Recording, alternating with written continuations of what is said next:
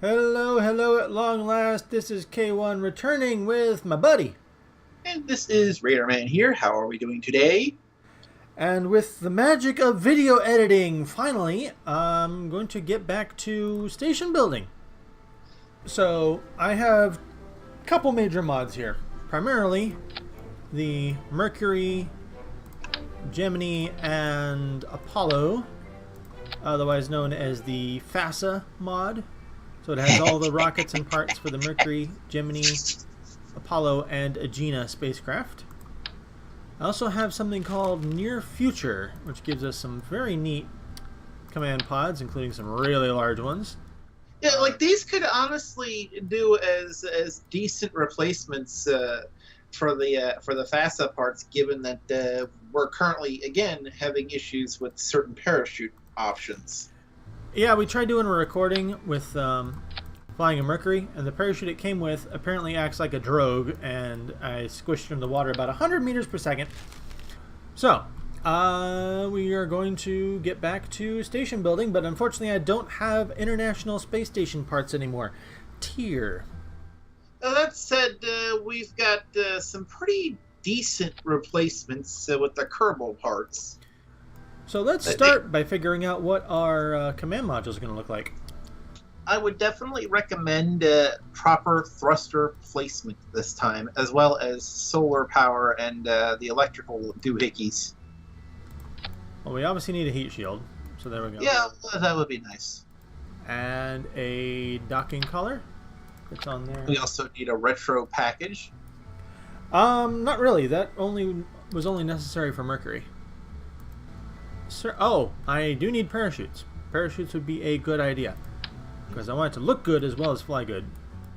Yeah. For some reason, I think we should put 2 more on, but that's just me. I'd rather have too many parachutes than not enough. Yeah, that'll satisfy me, I think. So, paradrogues and parachutes. Yeah, I'm lame. I know. Okay, so let's find a good decoupler here. I can either use the FASA one, or I don't want to use this one here because that's just way too big and just bleh. That's not the Apollo. That's the Kerbal one, isn't it? Yeah. Yeah, the Kerbal one's a bit on the thick side. We don't. Ooh, no, that's strong. Ooh, yeah. Yeah, I like that look. Otherwise, that. Yeah. So we'll go with this one. Okay, so time to plunk a service module on this thing. I need to find where they are because not everything is in the same spot. And not everything is also not everything is where it's supposed to be. Well, that's a Gemini. At least I think it is. There's a lot of parts in here. A lot of parts, he says. Okay. The Apollo should be near the Gemini. You'd think so. Not in there.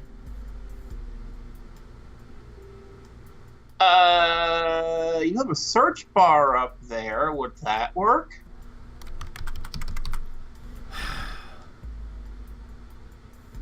Excuse me while I face desk. Apollo service module. It didn't even occur to you, did it? No. Okay, so we have our choices. The standard Kerbal tank, which is just plain. And we're not even going to bother with that. Visually unstimulating. The Centaur tank, which goes with the Centaur engines. Actually, let's do the search bar again. Ah, there we are. You do realize I'm not going to be able to resist the urge to take the piss out of you for forgetting about the search bar, right? Okay, so never mind that tank. This one's just all one piece. Yeah, I like the fact it's got dual engines, but I want to see what the Apollo looks like. So we do have it comes with its own monoprop, but not much, and its own fuel. But we can add the Near Future mod. Comes with monoprop tanks of various sizes, So I'm going to use the small, middle, whoops, like that. So we add a whole mess of monoprop on top of that.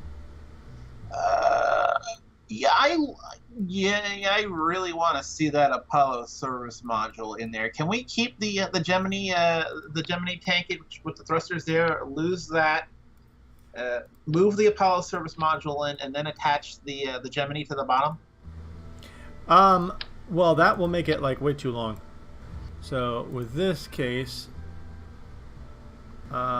use your search. Oh.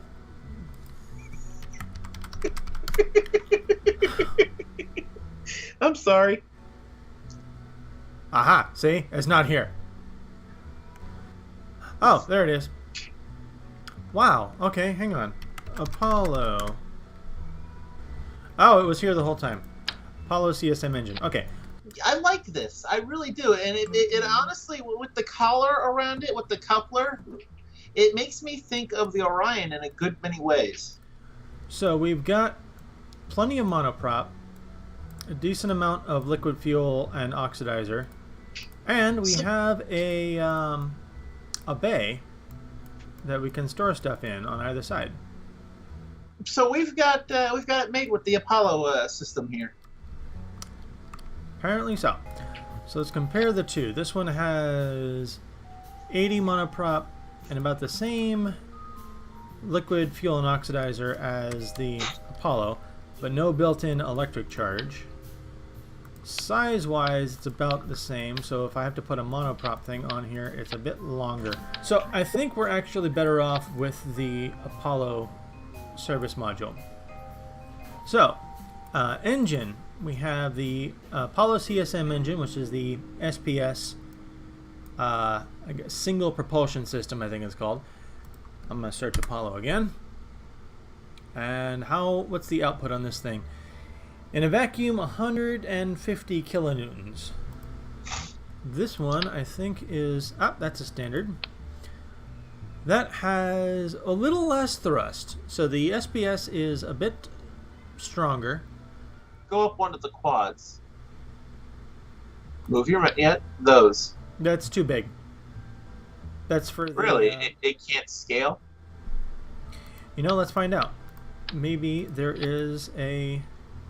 Okay, yeah, it fits, but it looks fugly. Aha! Ha! What's the thrust ratio? So the thrust on that is 560 kilonewtons. That's better than the SPS. And as we zoom in, yeah, I like these engines. I like these better than the SPS. And if we change, we can add fuel tanks onto the inside, which will help take the sting out of fuel expenditures. Oh, it won't mount solid to this size. Oh well, whatever. The only problem is, not really a problem, these engines run entirely on monoprop. Are you kidding me? So we don't need any liquid fuel and oxidizer. So what does this mean for the service module? Same thing goes with these. These are monoprop only, and you can install fuel tanks on them. So the liquid fuel and oxidizer become useless. So we kind of want the SPS then, or we just swap out the tankage. You can just put one monoprop tank like that and make something that looks akin to the Dragon. So you've got 180 units of monoprop here, plus 750 here. We got more monoprop than we're ever going to need. Okay, so we've got our command service module assembly then. So lose everything else. All right, so yeah, all we need is like maybe 2 or 3 solar arrays. Something that is as conformal to the hull as possible, so it doesn't look fugly. I'm going to start with these, which can tuck away into that box and become these. All right, what's the electrical rating? What do we got? 1.6 per second times 4. Now, I'm going to actually flip these so they open inward. Whoops. Open inward. Oh, like that actually looked like a good positioning. And keep them aside for now. Okay, yeah, in this case, I think I like the bulkier look. Let's 5.0 per second. 5.0 per second. So about 3 times as strong as these smaller ones. Yeah. Let's see what your other choice is. That's a bit much. 7 per second, and I think if anything, we could tweak towards the aesthetic at this point, and as long as we can hit that 5 volts, we should be good. Now, if I flip it this way, they're closer to the aft end. And where's the center of mass? Okay, so I've got room for thrusters still. Yeah. So we'll hold on to these. We'll throw these away. Let's see what the curvy ones look like. Oh, you've been dying to use those, huh? So when we deploy these, we get... Really? I gotta deploy them all individually? Oh, they're gonna run into each other. No, they won't. They actually line up. That actually looks pretty cool. I think we can do better than that particular model. Let's see what the folding disc ones look like. Not particularly fond of these. And I'll just put 2 and actually flip them the other way so they tuck in.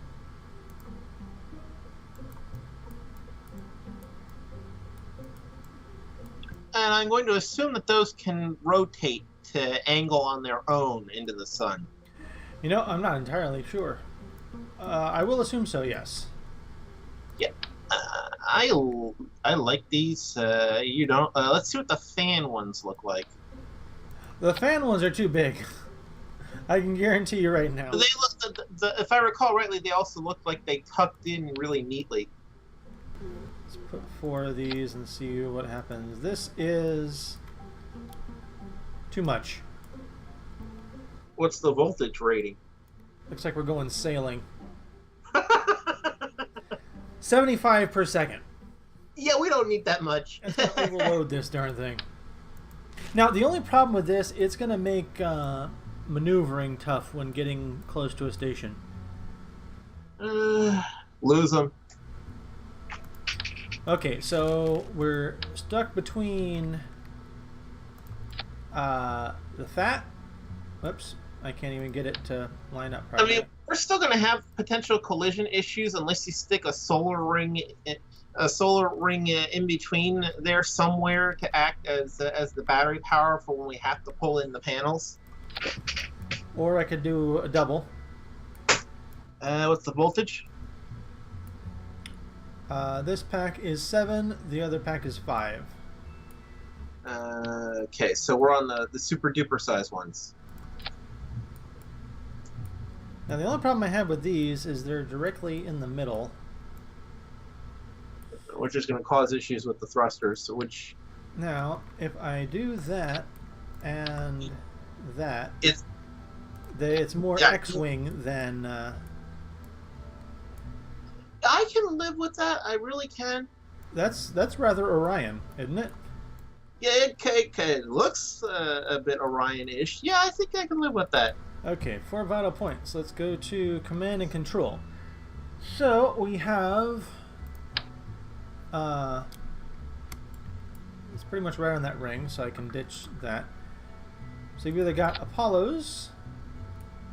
What was that ring? Yeah, the upper one looks like it's tucking into the ring a little. So thought. Let me see the lunar module thruster propeller. Way too small, and it's made for like corner. And Oh, it's buried damn. inside. Can we manage with slightly off-center thrust by moving the quads up onto the ring? Ooh, let me see those. We're gonna have to put it on the damn ring.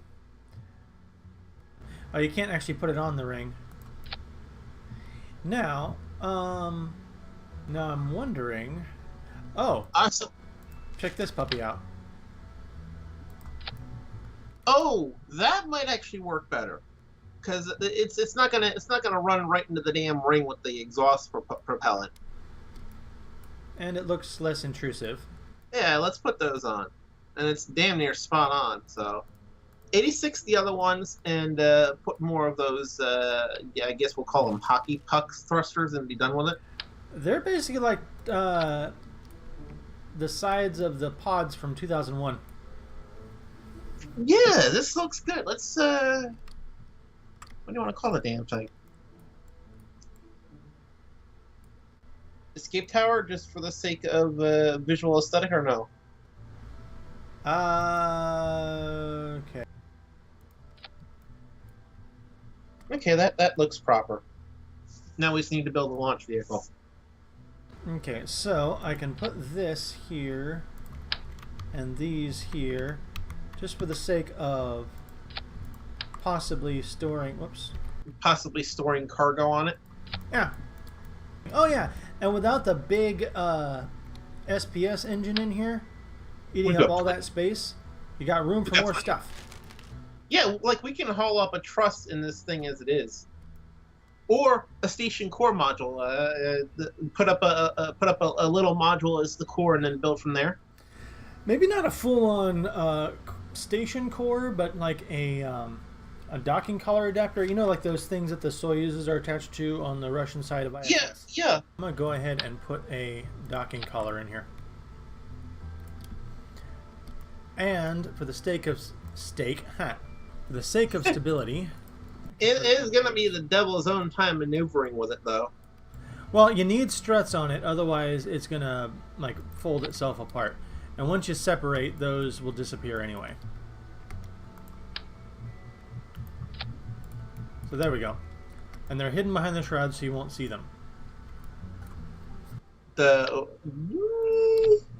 Now, I don't have the engines on it yet, but just for visual sake, the Proton K.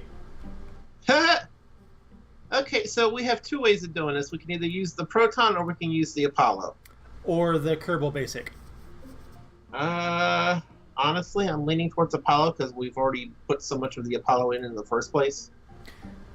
So we can make it Russian style and put a Proton on it. The only problem I think I see here is that medium stage is going to run out before we're fully into orbit to separate our cargo block. So realistically, it's either the Kerbal or the Apollo then. But we can try. So and I do, again, want to put SRBs on this, if only for that initial kick off the pad that the pipsqueak got last night. So, for standard Kerbal, we've got our, is it 3.5 or what is the meter width? I keep forgetting. 375. So 375 tanks with the Kerbodyne engine, and then you put a separator on there to attach to the larger tank that has its first stage, which is very SLS reminiscent. Which is probably where they got the idea from. That'd be the Apollo. And then you can put, with some separators, the liquid side boosters that apparently SLS is not going to have. Those... We can use those for if we end up putting the command module and cargo module in the same run, and we're going to at some point, we can then modify the Apollo design with these side boosters, because we're going to need the extra kick at that point if we're doing manned and cargo at the same time. Possibly. I'll set those aside for now. So right there, I think we've already got a pretty workable idea, and you just took the entire third stage off, I think. I did. Second and third. So otherwise, when you go to Apollo, you need the 3.5 tank and the engine mount. What's the Kerbal engine look like? Well, there's no Kerbal engine that'll go with this. You have to actually use Apollo. Apollo J2 Now it's a single engine for the S4B stage, but sometimes I like to hit these side mounts and do... There we go. Hey! That's Told better. you. Okay, I like the 4 engines better. I really do. I was going to put like a big one and then the 4 smaller ones, but that works. I need more kick than the S4B can do on its own. So we can either put a smaller skirt and attach the S1B, which connects to the S1B mount, and the S1 engines. There. And that generally goes with S1B wings. You need 8 of them. I feel the need to respond here to this with a very familiar joke. American components, Russian components, all made in Taiwan. Well, in this case, these American components were made in Huntsville. Okay, so I think this will work if all we're gonna do is put little stuff in with the crew when we're setting it up. But if we go anything bigger, I think we're gonna need the whole Saturn V launch stack. Possibly. I'm gonna put a Carbidine on here just to give it a little extra fuel. And for some reason, they love to underfuel these things. Probably for weight.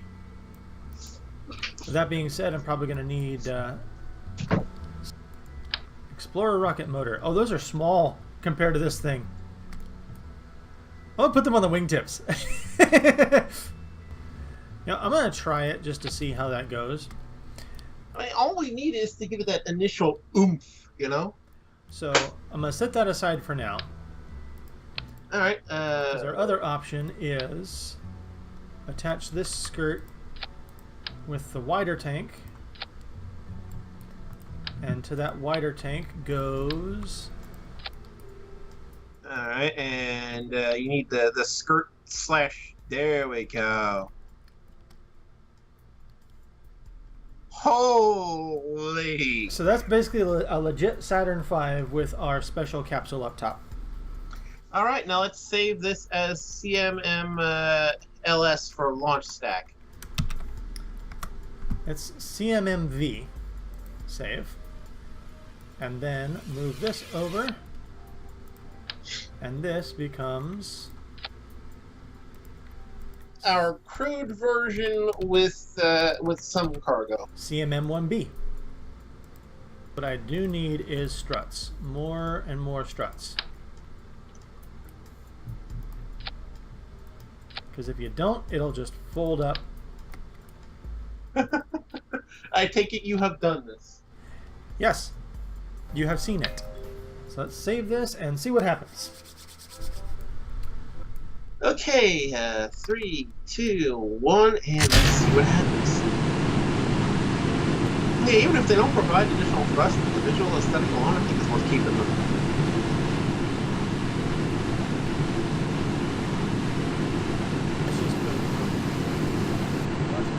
It doesn't lower the acceleration too much.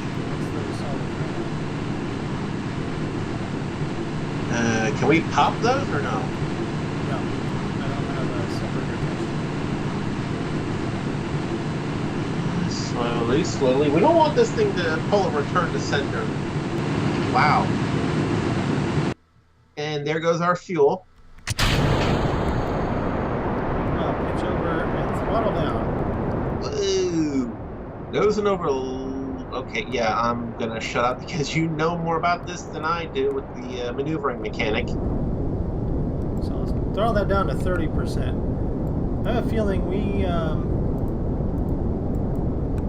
don't need all that much. I'm gonna cut engines and pop the escape tower here. Oh, it didn't separate. What? You gotta have a separator on it. Okay, well, we learned. And we have learned that the 1B setup actually appears to be working. Okay, so let's get a separator on this thing.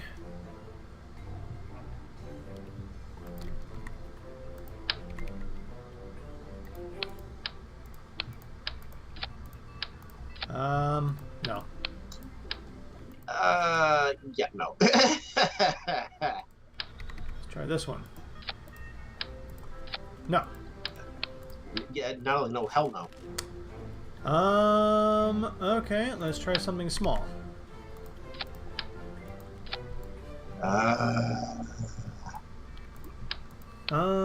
Doesn't look great, but I wonder.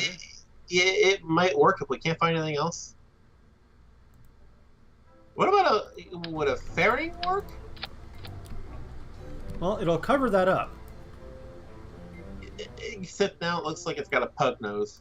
You know what? Let's just. We'll see how it does in testing. Yeah. I don't need these. I know you love them, but... So as a test, I'm going to put a little something in this bay. Whoops. There you are. And then I need a fuel tank. And then attach another... There we go. That's about as much as this thing can hold, and I'm also going to strut it in there. Yeah, strut it. Yeah, we don't want it to do the shake, rattle, and roll inside the fairing.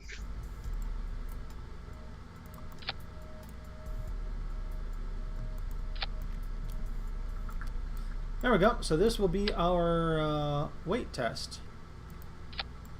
All right. So let's see just how much this thing will push. Save. Might not even need the Saturn V. 3, 2, 1, let's go. Yep. Oh yeah. Well, that the SRBs for the kick. It took a little bit to get going there. Also remember all that fuel we got tucked inside here. Oh, true. Yeah, drop it down to 50. Ta-da! That way you're not drowned out. They can actually hear what you're saying. Time to ditch the launch escape. Ta-da! Oh! Ah! Okay.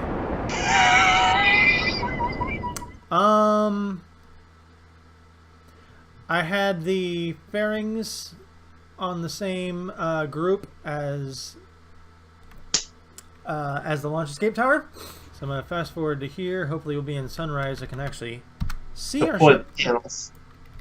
Oh. They, when I fast forwarded, they decided to fling off. But it looks like we're still coupled, so I don't think we're in trouble. Well, yeah, the separation and the fairing jettison are two different groups. Okay. So we can actually afford to have those fairings pop as long as we're out of the atmosphere then. Yeah.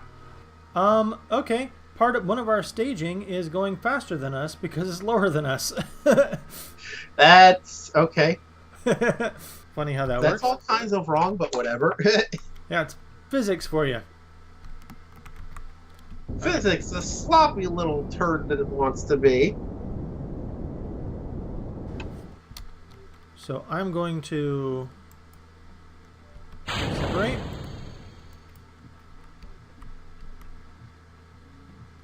Okay, well that is a problem.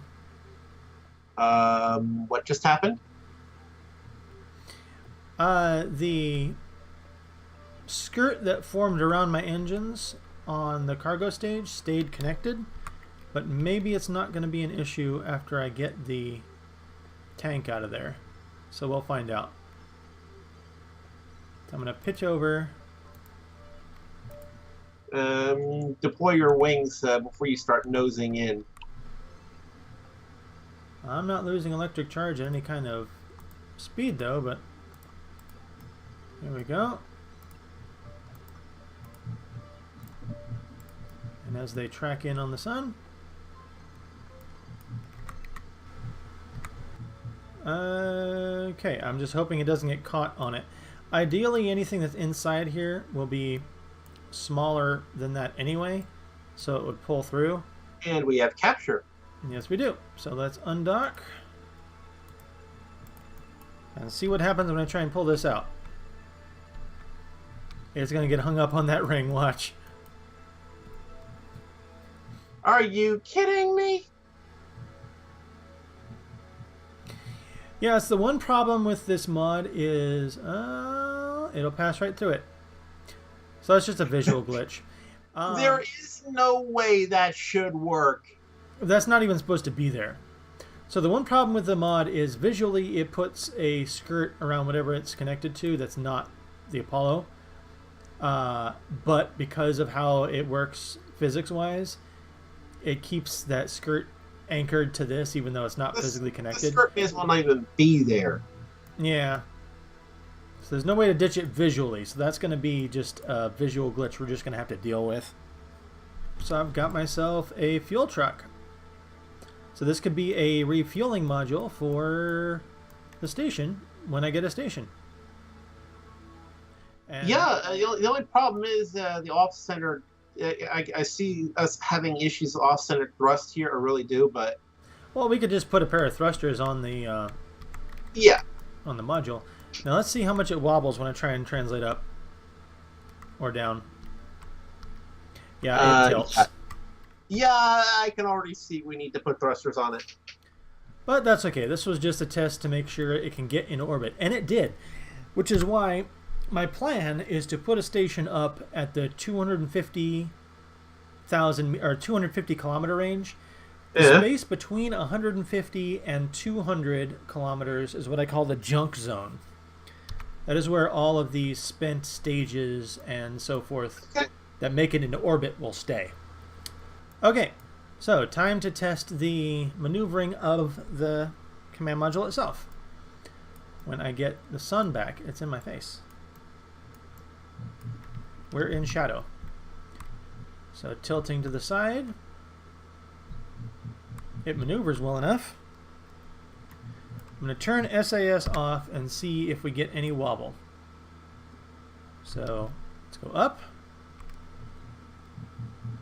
A wee bit. It noses up only slightly. That's tolerable. So I could probably scoot the thrusters back just a hair to make up for that. So I'm going to give these thrusters a pop and give it some altitude. That looks pretty. Oh, that six-pack looks sexy. So I should have no problem reaching the 250 kilometer mark for the station.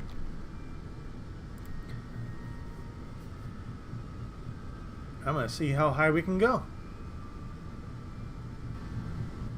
You know, I'm going to do an Orion trial by fire here. They like deliberately plow that thing into the atmosphere, hammer style. Yeah. Let's test the heat shield. So for safety's sake, I only want to go down to 50%. But I'm not going to or you want it 50% because that way when you go back down to your periapsis, you can recircularize it. So I'm going to go ahead and cut it right there. I'm going to say our safety margin max altitude is 22 or 2,300 kilometers. All right, let's see what happens. Actually, I'm already retrograde. Huzzah!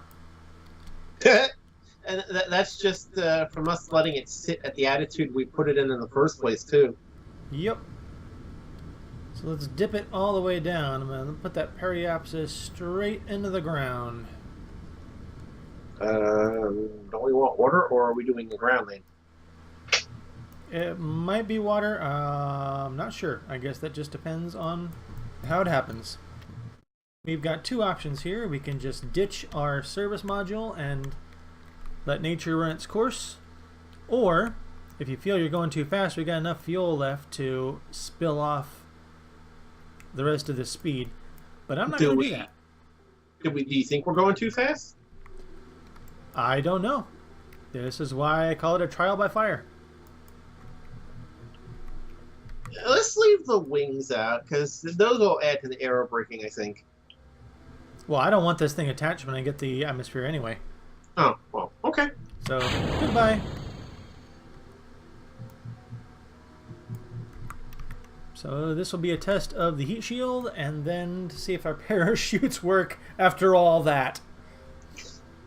Well, we've already demonstrated that everything else bloody well works on the thing. We seem to have gotten very lucky. Warp 1, where are you? You're up there. Let's see when those wings tear off. The two things I'm worried about is the ablator and the parachutes. Well, the ablator's already catching... Oh, there goes one of the wings. And the others. Yeah, it looks like there goes the whole damn thing. Well, oh, wait, it's still got a little left. Yep, it's on its way down.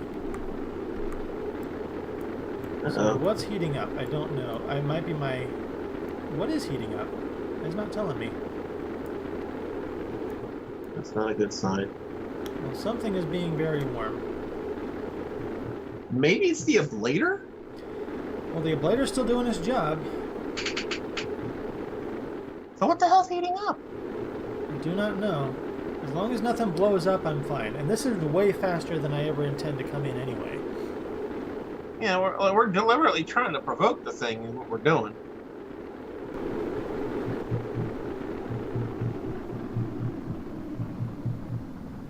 There we go. All right, what's the altitude that our mains are set to? 1,000 and our drogues at 2,500. That should be good. Dude, we're already descending way slower than we were with Mercury. That's for damn sure. Well, we're also coming in sideways and not straight up and down. So we're catching some slowdown from that. And this thing also has much more surface area for wind resistance. As strange as it seems, the bigger you are, the slower you fall. Interesting contradiction in of itself. So I'm going to pop the drogues.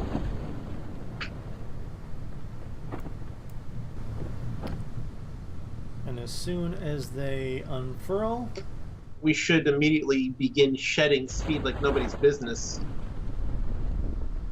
We're already lower than that Mercury one was. Yeah, and we're shedding speed. Or, I mean, we're already below, like, we're 40 meters per second. It was like 100. And that descent should immediately tank when it hits 1,000. Yeah, there'll definitely be some video editing there. Okay, thank you, brain mouth filter, for actually working, because otherwise I would say what I immediately want to say right now. Oh, wow. That's perfect. Yep. So we're going to squish into the water at 7 meters per second, which is actually a pretty good speed. Yeah, that's like, you don't even need to be melted in. You're not going to hit that hard. I don't think I even need the drogues. We can test without the drogues. Cut the chutes and see what happens. I cut the drogue out. Cut the drogue out. And we're in good shape. Yeah, I think we should keep them for that initial slowdown, and then we can pop them when the mains go. So here we come into the water at a nice gentle 7 meters per second. Like they could be eating lunch right now. And swish. Not bad. And one final thing I forgot to do. For the inside of this thing. Nice. 2JI2, or maybe 2112 meters per second orbital, perhaps? Because that sounds about right. Not the other way around. So yeah, when you're in the... when you're descending, it's 250 meters per second in the air. And when you're orbiting, it's 2,000 meters per second, not the other way around. There's our partner. This is only a 2 Kerbal craft. And I guess the windows are not directly in front view, but you get a whole lot better coverage than you do on the other craft. I do have one good question. Is it possible we can scale the design to accommodate a larger capsule if we absolutely had to? Like, would that overly hurt our ability to get into orbit even? Well, that's our next objective, to build a 375 meter spacecraft that has a larger docking node on the nose for connecting to the larger modules. And theoretically, we could use much the same hardware setup we've got right now, theoretically. More or less. So that's going to do it for this outing. So we've designed, we've built, tested, flown, and landed our medium-size command module. And it worked pretty darn well. I'm pleasantly pleased. So next time we'll build a bigger one.